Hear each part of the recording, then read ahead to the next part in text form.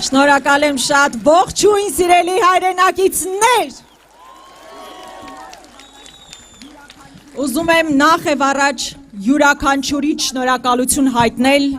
անցնող տարիների ձեր համառ պայքարի համար եւ ասել, որ առաջիկա ամիսն իսկապես ճակատագրական է լինելու եւ մենք միասին կարող ենք չէ՞ հաղթահարել այս փորձությունը։ Սիրելի հայրենակիցներ, ուղիղ 8 տարի առաջ խումբ մարդիկ եկան իշխանության, սիրո եւ համերաշխության լոզունգներով։ Արդյունքը ցույց տվեց, որ սերն ու համերաշխությունը բաժին հասան Ալիևին եւ Էրդողանին, իսկ մեր ժողովրդին բաժին հասավ պառակտումը, միմյանց նկատմամբ ատելությունն ու թշնամանքը։ Հիմա վերջինս Էրդողանից նվեր ստացած գիրքը կրծքին է սեղմում, իսկ Արցախի ջարդերի մասին նվիրված գիրքը համարում է սադրանք։ Ժամանակին հպարտությամբ ասում էր Արցախը Հայաստան է եւ վերջ, հիմա նույն ցինիկ հպարտությամբ ասում է Արցախը Ադրբեջան է եւ վերջ։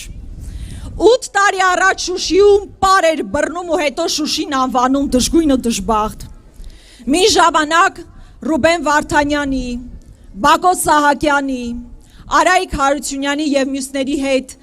մի սեղանին հաց էին կիսում, իսկ այսօր, երբ մեր երկրում Ալիևը նրանց ռազմական հանցագործ է անվանում, չի համարձակվում նույնիսկ մի ծպտուն հանել։ Սա ուղղակի խայտառակություն է։ Ուղիղ 8 տարի առաջ մեր ժողովուրդը հպարտանում էր Արցախյան հաղթանակով,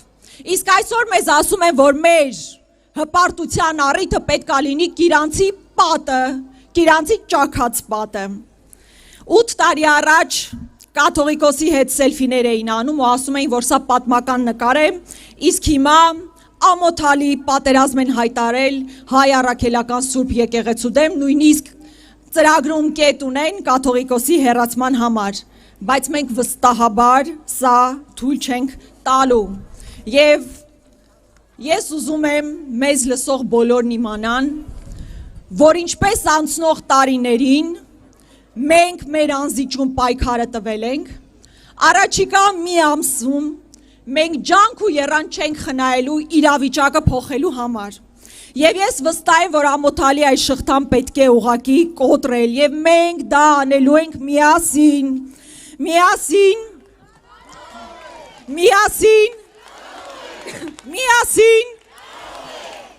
Մենք միասին կարող ենք ամուր պահել հայ առաքելական Սուրբ եկեղեցին։ Մենք միասին կարող ենք պահել մեր ինքնությունը, մեր արմատները։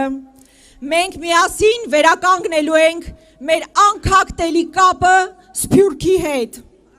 Միասին կարողանալու ենք ապահովել անվճար կրթություն բոլորի համար։ Միասին կարողանալու ենք հասնել նրան, որ Հայաստանից դուրս բերվեն թշնամական զորքերը, իսկ պառակտումն ու ներքին թշնամանքը ուղղակի վերանա։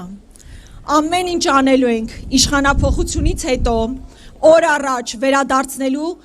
մեր բոլոր հայրենակիցներին Բաքվի բանտից ու ես ուզում եմ բարձր ծափողջուներով ողջունենք մեր այն հայրենակիցներին, ովքեր այսօր Բաքվի բանտում են, իսկ այստեղ նստած վախկոտները չեն համարձակվում նույնիսկ ձայն հանել։ Միասին իսկապես փակելու ենք փաշինյանական պատերազմի,